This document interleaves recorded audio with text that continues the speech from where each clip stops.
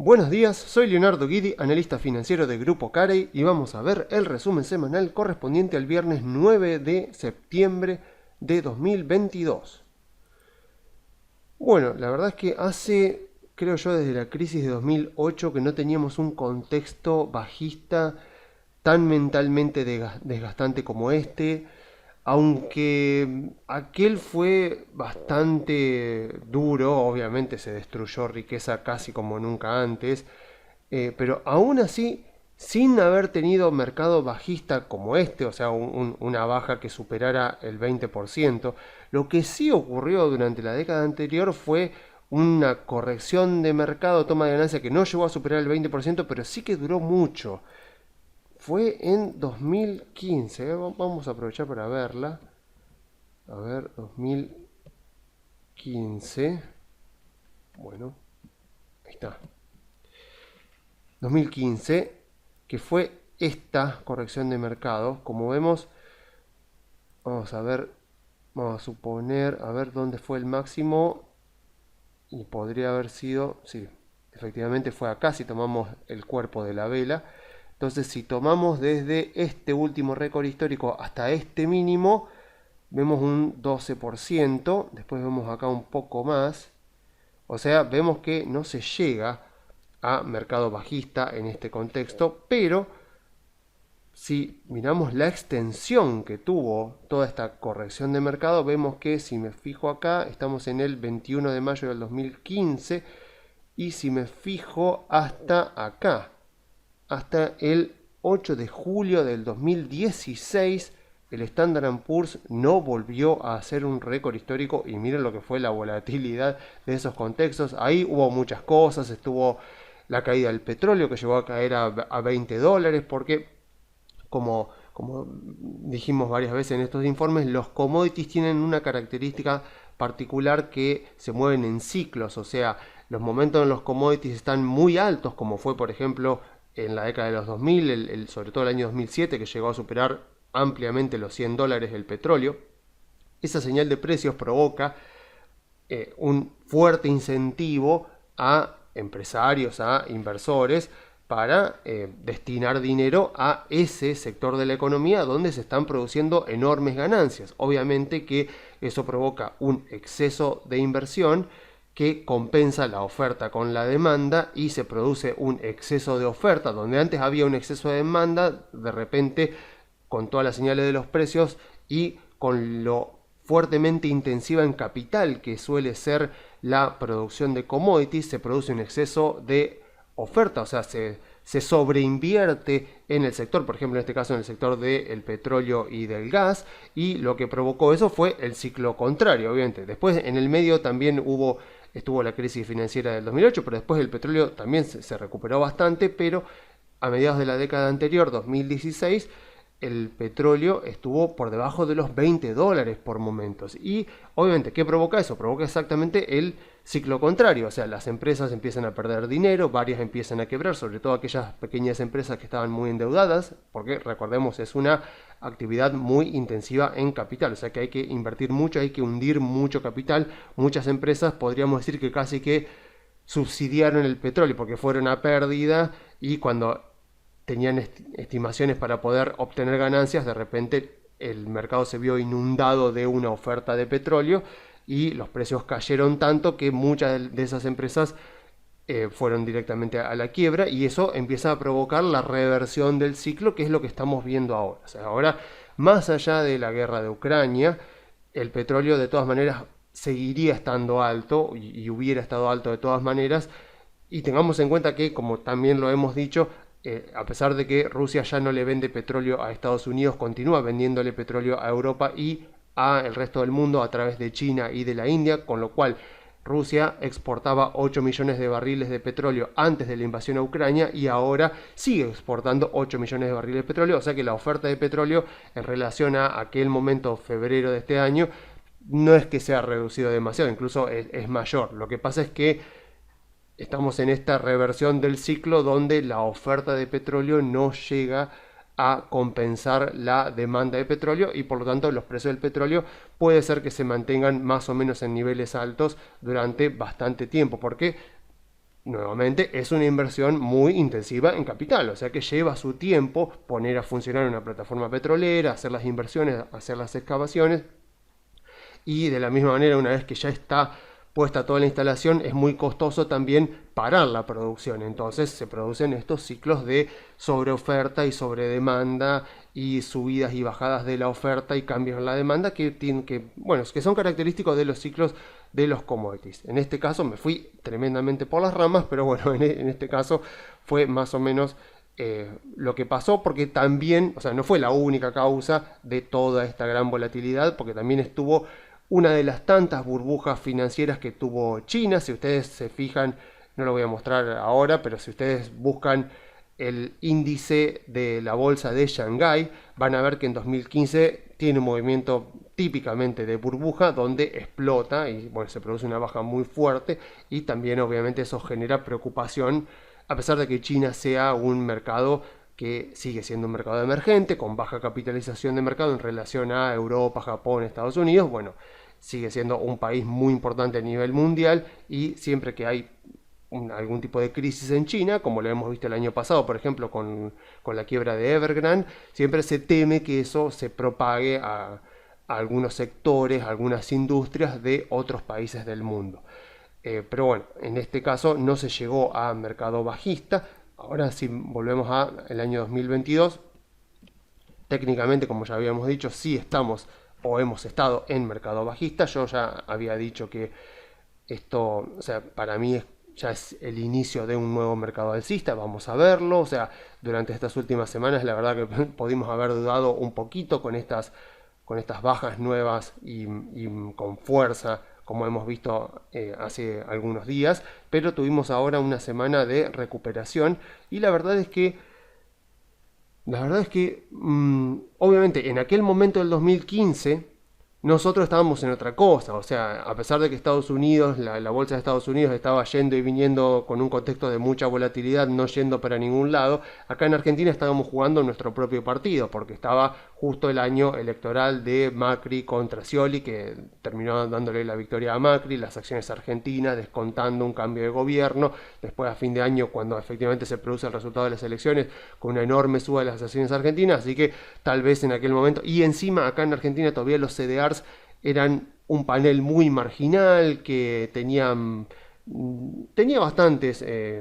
acciones listadas, pero la verdad es que no había mucho volumen, no se le prestaba demasiada atención, y menos en aquel momento con toda la expectativa de un cambio de gobierno en Argentina. Pero bueno, ahora estamos afortunadamente en un contexto diferente, donde el inversor argentino tiene la posibilidad de invertir en acciones argentinas, pero también tiene mucha liquidez y mucha oferta en el panel de CDRs. Así que ahora es como que también estamos mirando lo que pasa en Argentina, pero nos importa también lo que está pasando en Estados Unidos, porque tenemos bastantes alternativas para invertir desde Argentina. Pero a ver, lo cierto es que el último informe que hice fue hace 2 semanas, y la verdad es que en relación a los fundamentos de este mercado bajista, corrección rara que estamos teniendo durante este año,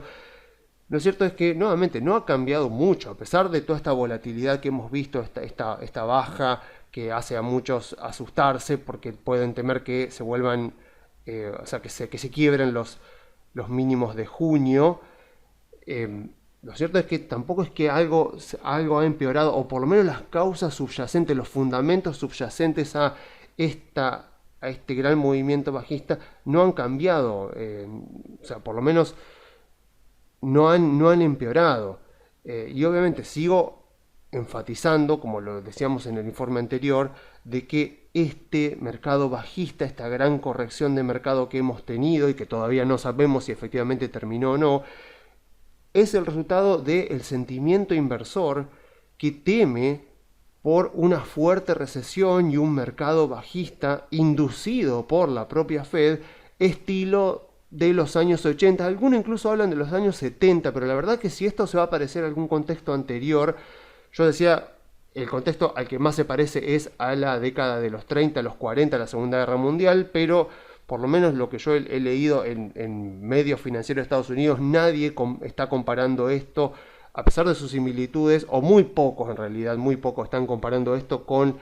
el contexto que se dio posterior a la Segunda Guerra Mundial, sino que la gran mayoría de los analistas lo comparan con la década de los 70, con la crisis del petróleo, y con la década de los 80. Más que nada con la década de los 80 porque se habla, obviamente, como decíamos en el informe anterior, de Paul Volcker y de cómo Paul Volcker, al subir las tasas de interés para ponerlas positivas en términos reales, logró combatir la inflación y efectivamente logró hacer bajar la inflación de Estados Unidos, y de que obviamente Powell debería hacer lo mismo, aunque, como ya lo hemos dicho, en aquel momento Estados Unidos tenía 30% de deuda en relación al PBI, hoy tiene 120% de deuda en relación al PBI. Powell no puede subir las tasas de interés hasta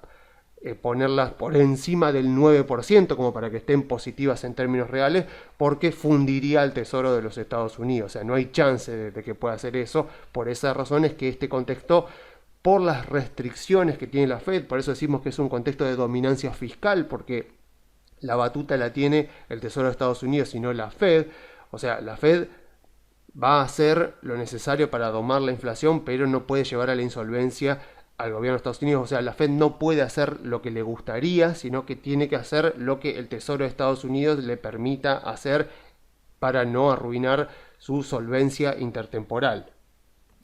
Y debo decir que, a ver, aquellos que temen porque este contexto bajista sea similar al de la década de los 70 o más bien de los 80, tienen bastantes razones para temer y para vender en base a sus temores, porque si uno retrocede y mira lo que fueron esos dos mercados bajistas, la verdad que si eventualmente llega a repetirse, bueno, hará bien uno en vender a estos niveles, porque hagamos un repaso. Este fue el mercado bajista en el Standard & Poor's en los 70. Ven que arranca acá más o menos principio del 73 y termina acá octubre, supongamos, del 74. Vemos que cumple la típica regla, las típicas 4 reglas de los mercados bajistas, pero en este caso me voy a detener principalmente en esto. Caída total del mercado bajista de máximo a mínimo casi 50%, 48,2%. Recordemos que a esta altura, supongamos una persona que teme que se repita este contexto, hoy estamos en una baja. Si tomamos acá el último récord histórico de enero, estamos acá en 15,5% más o menos de baja. Claro, si una persona está temiendo que esto repita lo ocurrido en 1973, bueno, el resultado final fue casi un 50% de baja y llevamos 15% de baja. Entonces, aquellas personas que dicen, no, más vale vendo, salgo de acciones, me meto en otro instrumento un poco más seguro, porque las acciones todavía les queda mucho por bajar, porque están repitiendo el patrón de la década de los 70, y bueno, hace bastante bien en vender, porque está suponiendo que las acciones pueden llegar a caer un 50% y apenas han caído un 15%, similar a lo ocurrido en la década de los 80, que este es el mercado bajista al cual más están comparando los analistas en este momento. En este caso la baja fue menor, pero fue de un 27%. Yo incluso creo haber leído, creo haber escuchado decir a analistas que justamente cuando se vino este mercado bajista, o sea, cuando ya cruzamos el 20% de baja del Standard & Poor's y efectivamente se declaró que esto era oficialmente un mercado bajista, muchos decían, a esto le queda un 10% más. Entonces más o menos lo estaban asimilando a este 27% que fue la baja, y miren con cuánta volatilidad bajó, y hoy podríamos ver algo similar, la gran volatilidad con la que está bajando el mercado. Uno lo mira y lo compara, puede decir, bueno, tiene sus similitudes la gran volatilidad con la que se está dando la baja, diferente a esta, que como vemos acá fue una baja que al principio arranca con bastante poca volatilidad, a diferencia de esta del 81, acá fue un 27% de baja y duró un año y medio. Esta más o menos también lo mismo, 1,66 años, un poquito más de un año y medio. Entonces, obviamente, si hay personas que están temiendo que se repita el episodio de Paul Volcker subiendo las tasas de interés para ponerlas positivas en términos reales, eso domando a la inflación que estaba fuera de control en aquel momento, pero de la misma manera induciendo una muy fuerte recesión, que fue la que efectivamente terminó parando la inflación. Bueno, obviamente si temen eso que se repita en este momento, tienen suficientes razones, fundamentos para creer que esto podría llegar a repetirse, y que hacen bien en vender todas sus acciones y aprovechar cada recuperación, cada rally alcista que tiene este mercado bajista para salir, porque estarían vendiendo a muy buenos precios y están considerando que lo que se viene de aquí para adelante es un 10, un 15% más de baja. Entonces, obviamente, este contexto bajista que podemos ver acá tal vez pueda ser el principio de un mercado alcista, no lo sabemos, pero con estas correcciones son justamente el resultado de un sentimiento inversor que teme por la inflación. O sea, si uno tiene que decir, bueno, a ver, ¿a qué le tengo que prestar atención para saber si esto terminó o no fue así, o tiene razones para continuar? Bueno, efectivamente es a la inflación, porque podríamos decir la inflación y la Fed subiendo las tasas de interés, pero uno es consecuencia de lo otro. O sea, la Fed está subiendo las tasas de interés porque está utilizando la misma receta que utilizó Paul Volcker para domar a la inflación en la década de los 80, entonces está intentando subir la tasa de interés para intentar parar la demanda, o sea, hacer desincentivar la demanda, ya que no puede producir nada la Fed para aumentar la oferta de bienes y servicios, induciendo una recesión o tratando de inducir una disminución del crecimiento económico, o sea, que la economía se desacelere o que incluso justamente se estanque o que incluso entre en recesión, para poder parar un poco la demanda de bienes y servicios, que es justamente lo que está provocando la suba de precios. Entonces, mientras se tema eso, o sea, mientras se tema que la inflación va a seguir alta, se va a temer, por supuesto, que la Fed continúe subiendo las tasas de interés. Y el miedo a que se repita este contexto no va a cesar. Entonces, a lo que más tenemos que prestar atención, y la variable sobre la cual tenemos que basar nuestras decisiones de si compramos, si vendemos, si estamos afuera del mercado, estamos adentro, es justamente el dato de inflación, porque es lo que va a movilizar las decisiones de la Fed y que va a incentivar o desincentivar a los inversores para invertir en acciones. En mi caso, bueno, ya se imaginarán que yo opino de que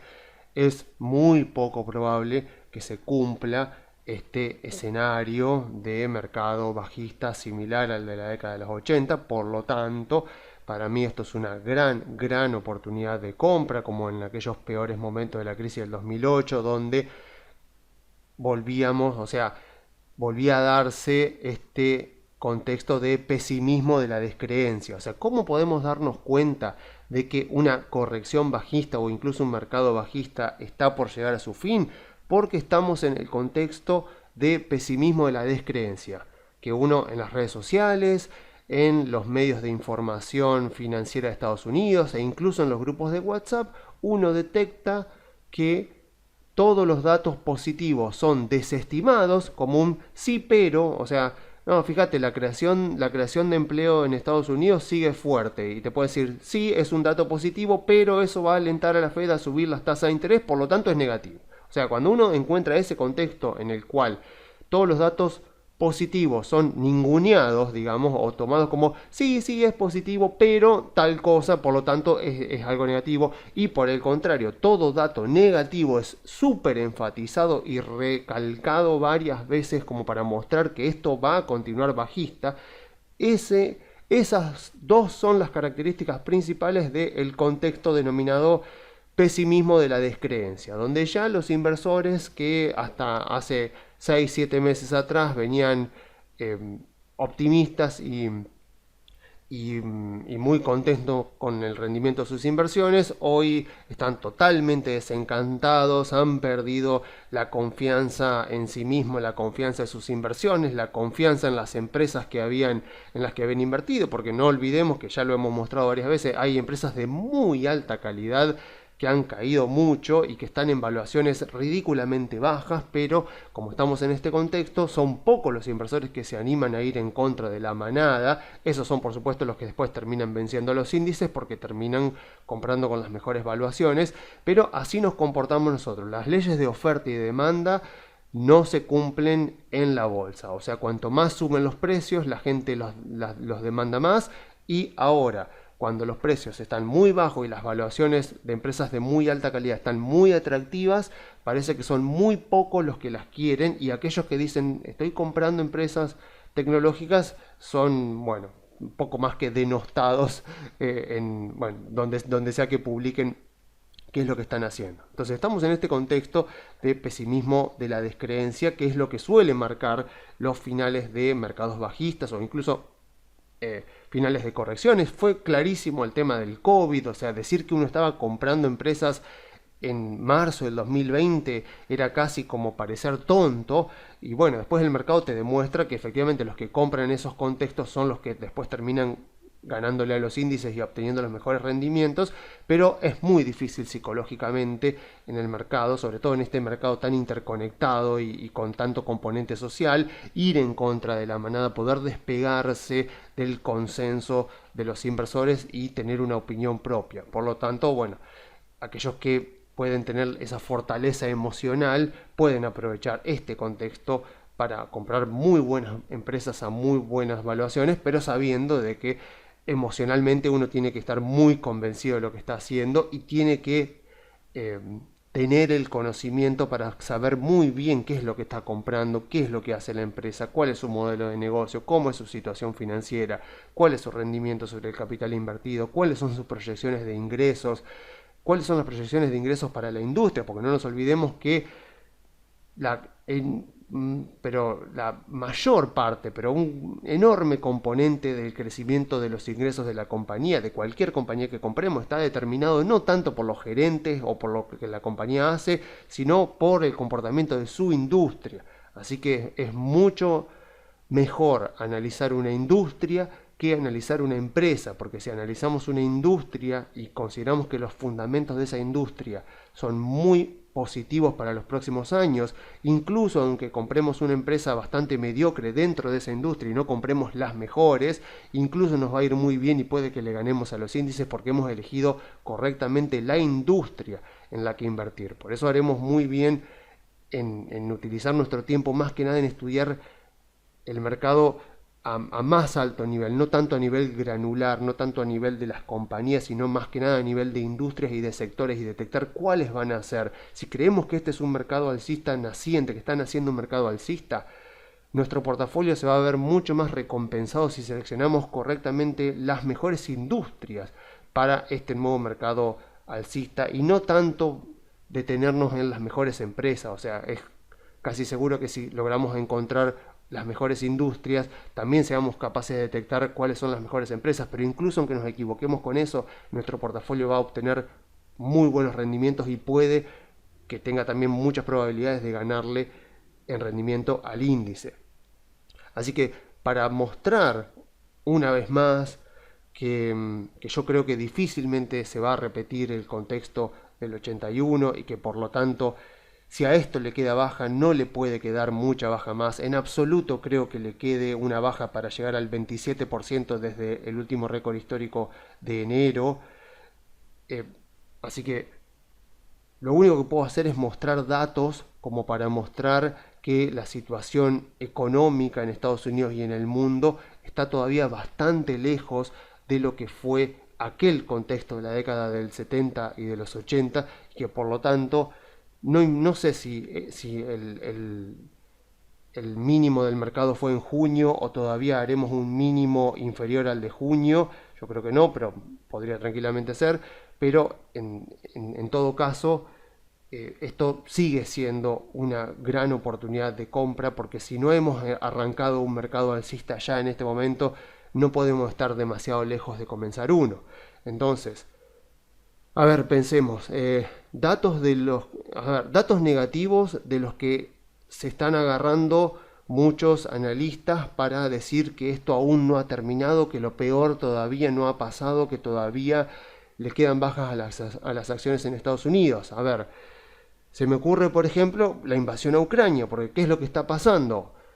Afortunadamente la invasión a Ucrania se le ha estancado a Rusia, no le ha salido en absoluto como ellos pensaban, y hasta digamos que está empezando a pegar la vuelta, porque durante esta semana Ucrania recuperó terreno en la zona este del país que estaban tomadas, esas dos regiones que estaban tomadas por los rusos. Esta semana Ucrania empezó a recuperar terreno. Entonces imagínense que Vladimir Putin no está para nada contento con lo que ha terminado pasando con su fallida, por suerte fallida, invasión a Ucrania. Pero claro, ¿eso qué ha provocado? Que empieza a tomar represalias contra los países de Europa, ya que no puede tomar represalias contra Estados Unidos porque ya no le compra petróleos. Toma sus represalias con los países de Europa a los cuales todavía les vende petróleo y gas. Ya cortó el suministro de gas por el Nord Stream 1, que es un gasoducto que va desde San Petersburgo hasta Alemania de manera directa. Ya cortaron el gas ahí, alegando que se había roto algo. Obviamente nunca van a decir que lo van a hacer a propósito. Pero claro, ¿qué es lo que pasa? Se teme, por supuesto, que Europa no solo va a pasar un invierno muy crudo, porque va a tener carencia de gas, sino que también las empresas, o sea, porque la matriz energética de Europa también en gran parte está basada en gas. Entonces, ¿qué es lo que piensan los europeos? Bueno, no solo vamos a tener una recesión provocada por la falta de energía, sino que además vamos a pasarla muy mal en el invierno porque vamos a tener falta de energía. Acá hay varias cosas para aclarar. Obviamente, Rusia necesita más a Europa de lo que Europa necesita a Rusia. Es verdad que Europa sigue siendo bastante dependiente sobre todo del gas ruso, no tanto del petróleo, pero lo cierto es que más o menos más del 40%, más del 40% de el presupuesto ruso, de los ingresos por exportación de Rusia, provienen del gas y del petróleo que le vende a Europa, pero poco más del 20% de el gas que importa Europa proviene de Rusia. Obviamente, como ya lo decía antes al principio del informe, todo este tema de commodities, de producciones de commodities y de cambiar de un proveedor por otro no es algo tan fácil de hacer, no es algo que se puede hacer de un momento para el otro, no es como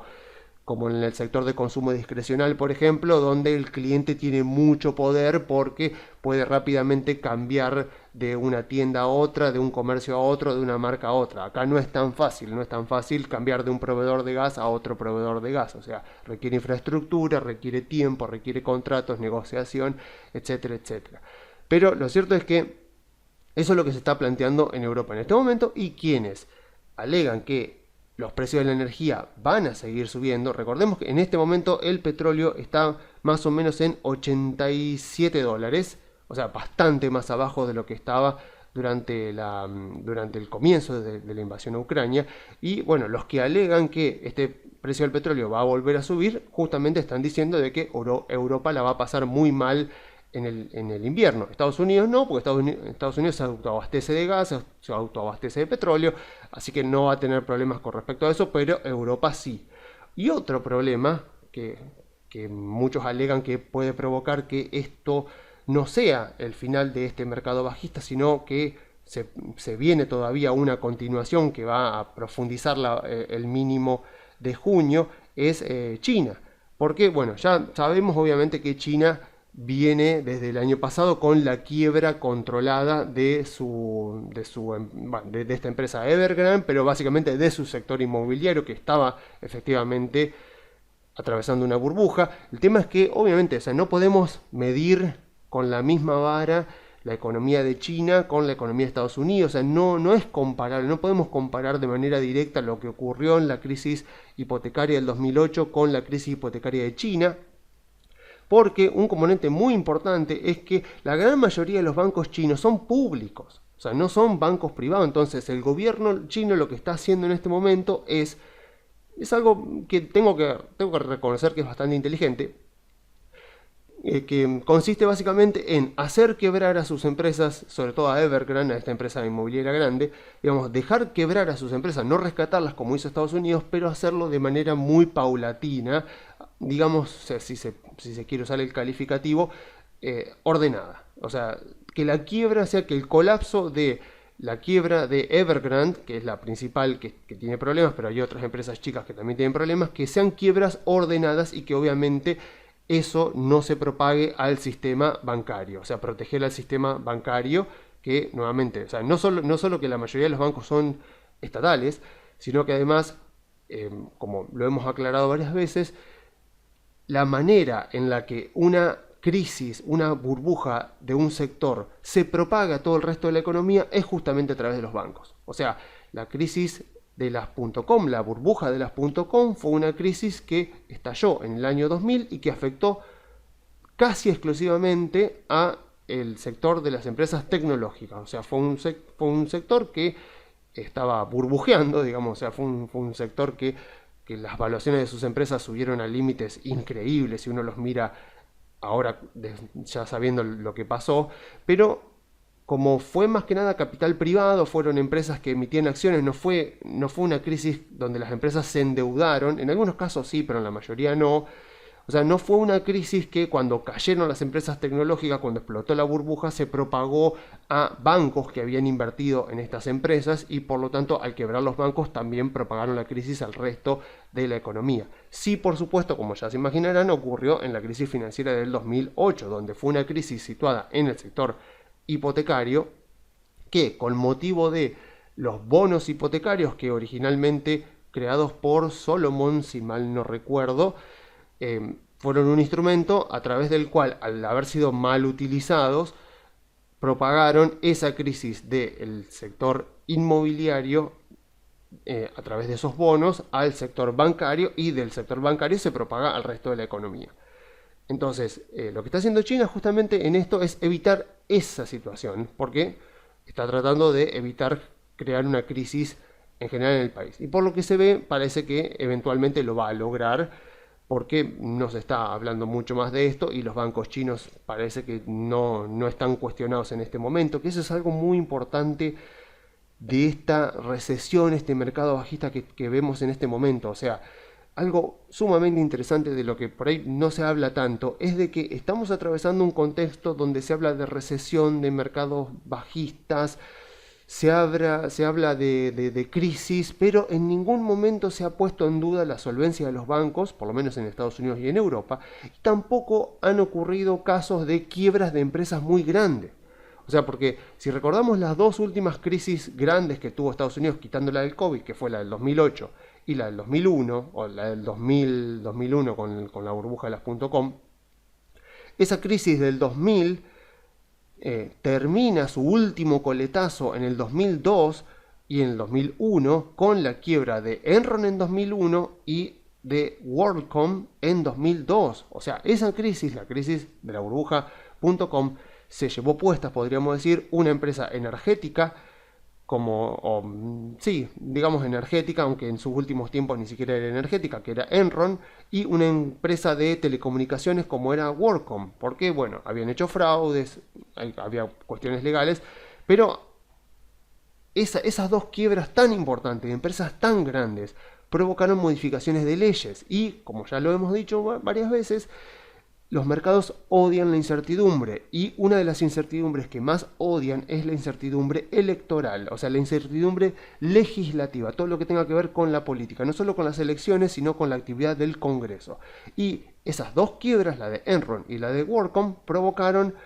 la promulgación de la ley Sarbanes-Oxley, si mal no recuerdo, que es la ley SOX, S-O-X,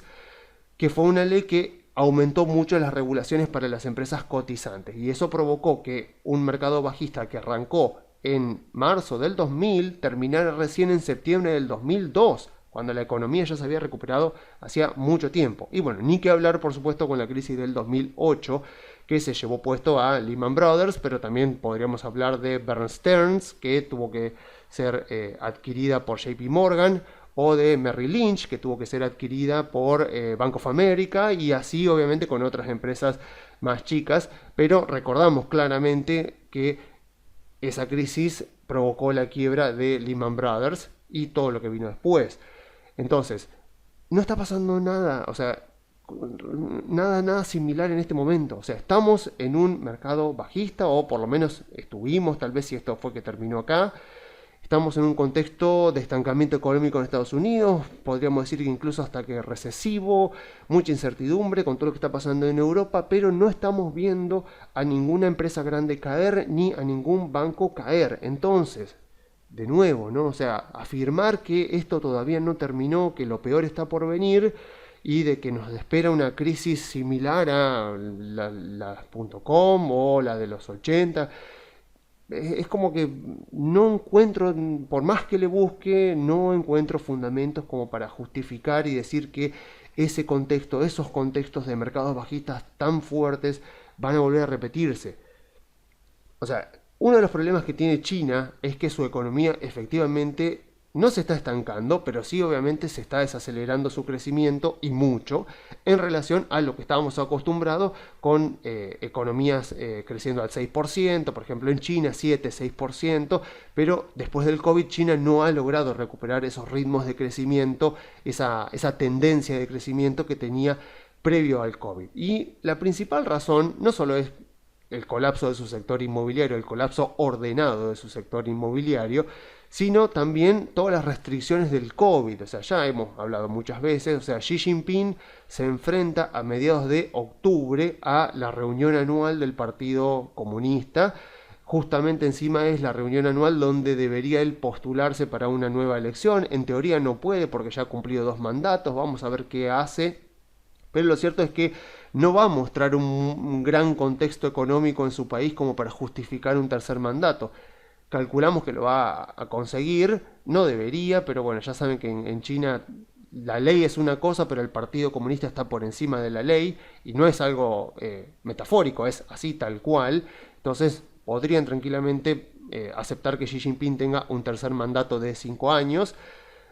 pero bueno, todo está por verse. Entonces Xi Jinping obviamente que ha volcado estímulos en estos meses para poder ver de reactivar la economía, pero lo cierto es que las medidas de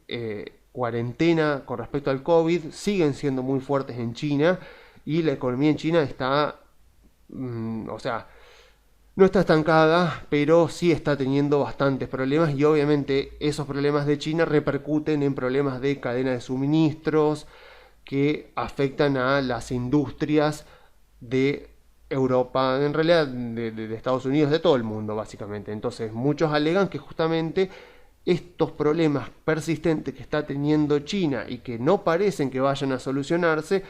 van a continuar siendo un viento de frente, van a continuar siendo un freno de mano, un obstáculo a la normalización de las cadenas de suministro a nivel mundial, y que por lo tanto es un freno, es un viento de frente, es un factor negativo que,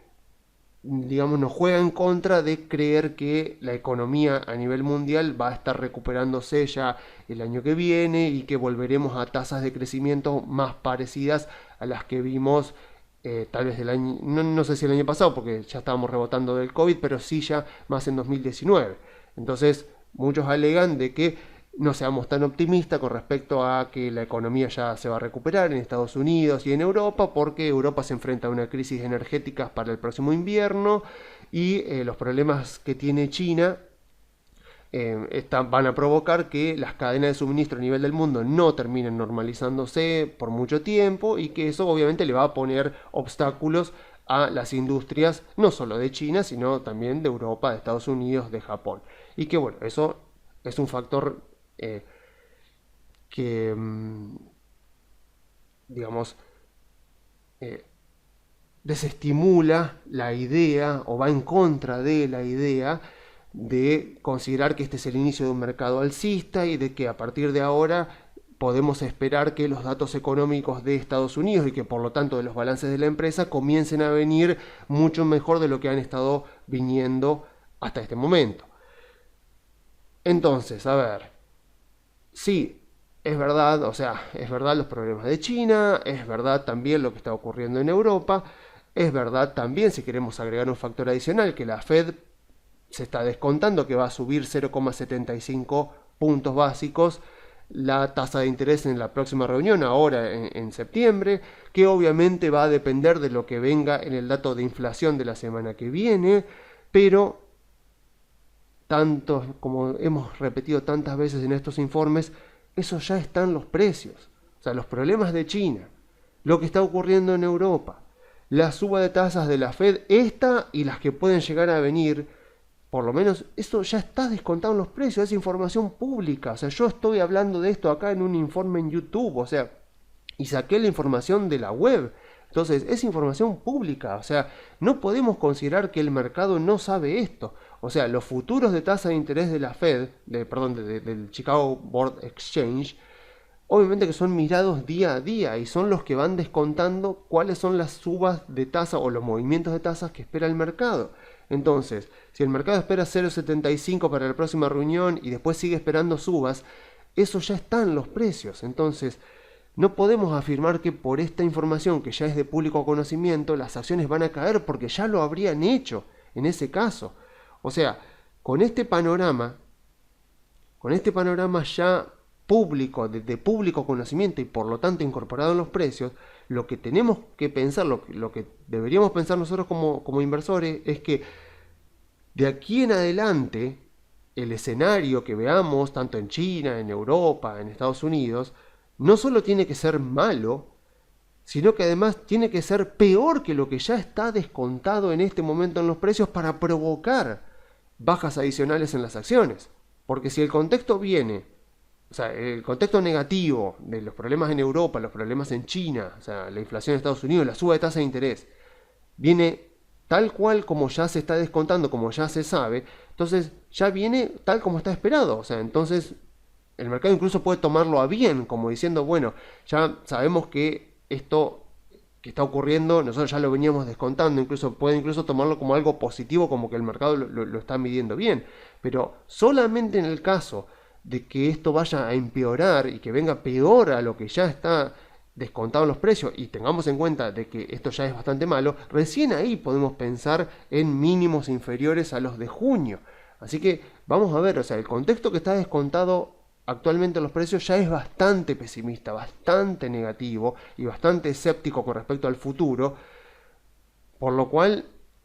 uno dice, bueno, a ver, ¿qué chances tiene esto de empeorar? O sea, si yo creo que esto va a empeorar, bueno, entonces sí, o sea, cada precio me sirve como señal para vender. Pero si yo considero de que ya esto, o sea, que estamos viendo, ya es un contexto muy negativo, pero que difícilmente esto empeore, entonces es oportunidad de compra. Porque yo la estoy esperando, o sea, mi expectativa es que si lo que va a venir es un poco mejor o no tan malo como lo que ya está descontado en los precios, entonces las acciones están baratas. Por lo menos en cuanto a lo que, o sea, en cuanto a lo que se espera que ocurra. Entonces, por lo tanto, si yo supongo que lo que va a venir no es tan malo como lo que está descontado en los precios, esto es efectivamente una oportunidad de compra y yo debería aprovecharla en consecuencia. Otros datos adicionales que nos pueden reforzar la idea de que estamos lejos de revivir el escenario bajista de recesión de la década de los 80 son, por ejemplo, que la tasa de desempleo sigue muy baja y por lo tanto la creación de empleo sigue bastante fuerte y no es la típica de un contexto fuertemente recesivo como lo fue en la década de los 80. Las solicitudes de desempleo, de hecho, también siguen cayendo. El consumo sigue muy fuerte, o sea, tengamos en cuenta que el principal componente del PBI de Estados Unidos es consumo y con datos de este momento o del mes anterior estaba más o menos creciendo al 8,5 interanual, que es más o menos la inflación, o sea que se está por lo menos manteniendo firme si yo lo deflacto y lo veo en términos reales. O sea, eso también es una señal importante de que el consumo en Estados Unidos no está cayendo en términos reales a pesar de todo lo que se está diciendo. Después, bueno, si nos vamos directamente al mercado financiero, tenemos que las ganancias de las empresas que componen el Standard & Poor's crecieron 6,3% en el segundo trimestre del año. Veremos qué pasa ahora a partir de octubre. Y otro dato importante, el 75% de los balances de las empresas que componen el Standard & Poor's vinieron por encima de lo esperado. La verdad que para mí esto no luce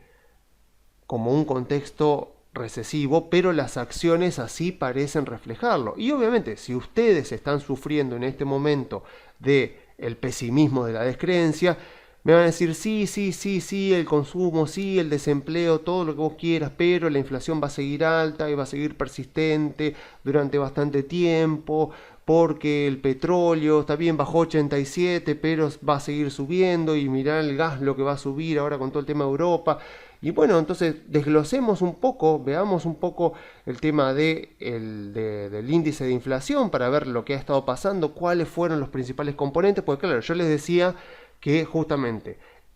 todo este contexto bajista que hemos estado viendo durante este año es el resultado de la inflación en Estados Unidos, que se pensó que no iba a ser tan alta y que se pensó que iba a ser transitoria, y resultó que no era transitoria, era bastante más permanente y que fue bastante más alta de lo que originalmente la Fed y el mercado lo tenían descontado, por lo menos hasta finales del año pasado. Entonces, así como puedo decir, bueno, la principal causante de este contexto bajista es la inflación y por lo tanto es la que me va a dar principalmente la señal del inicio de un nuevo mercado alcista, puedo incluso desglosar el índice de inflación y ver cuáles fueron sus principales componentes durante este año para de esa manera apuntar bien específicamente a qué es lo que más tengo que mirar para poder estimar, deducir, a ver si la inflación está llegando efectivamente a un máximo y que de esa manera, si yo noto que la inflación efectivamente va a empezar a bajar, entonces ahí sí tengo los fundamentos, los drivers más alineados a que efectivamente esto es el inicio de un mercado alcista, que por lo tanto tengo que rápidamente, lo antes posible, comprar empresas de muy buena calidad a las menores valuaciones posibles, porque sabemos que a medida que el mercado se vaya dando cuenta que lo peor ya pasó, las subas, las recuperaciones pueden llegar a ser bastante importantes durante los próximos meses. Entonces, si yo miro, no tengo que pensarlo demasiado para ver este índice acá ya cercano al 10%, 9%, como estamos ahora. O sea, cuáles fueron sus principales contribuyentes, fue efectivamente alimentos y energía, que es lo que vemos acá. Obviamente vehículos también, sobre todo la venta de vehículos usados, que fue subiendo bastante, pero vemos que durante los últimos meses afortunadamente frenó y ya se estabilizó bastante. Vemos acá energía, justamente la gran volatilidad que ha tenido el componente de energía del índice de inflación. Y vemos también alimentos cómo ha ido creciendo su contribución a la inflación durante los últimos meses. Así que por esa razón es que justamente vemos que la inflación núcleo se ha detenido mucho más de lo que se ha detenido el índice general de inflación, porque justamente la inflación núcleo excluye alimentos y energía por ser componentes bastante volátiles. Entonces, a ver, no es muy difícil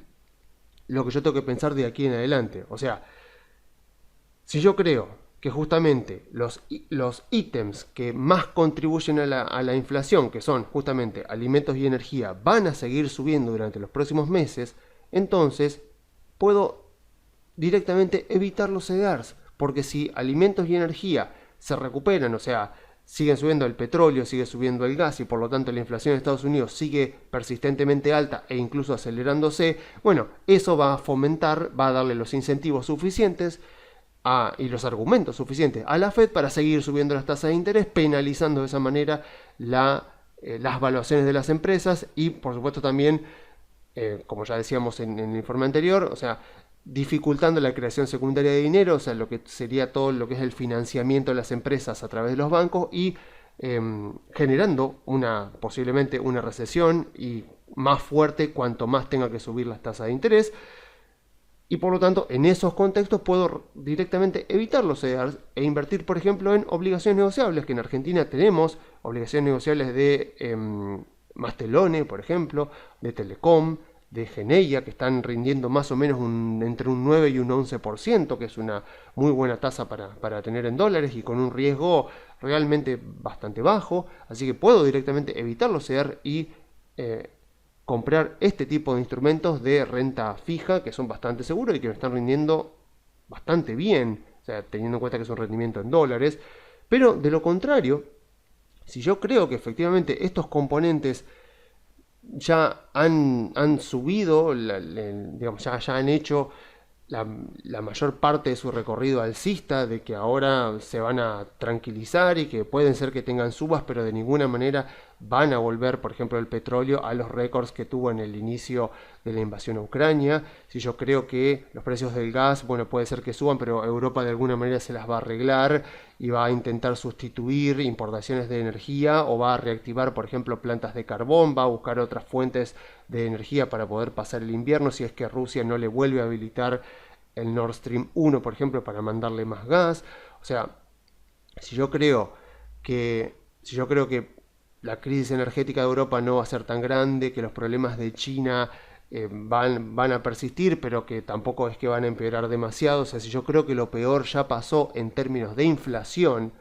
creo también, por lo tanto, que lo peor ya está pasando con respecto a la Fed y que la Fed seguirá subiendo las tasas de interés, pero no mucho más, y que por lo tanto el principal generador de este mercado bajista, de esta recesión de esta corrección que estamos viendo en este momento, si ese principal componente ya está mermando, digamos, ya lo peor ya pasó y justamente eso da lugar al inicio de un nuevo mercado alcista y por lo tanto es un excelente momento para comprar empresas de muy buena calidad aprovechando las bajísimas valuaciones que en muchos casos tienen. Así que depende de qué lado me ponga yo con respecto a la inflación de Estados Unidos, es de qué lado voy a estar por lo menos con respecto a las acciones de Estados Unidos y así es como tengo que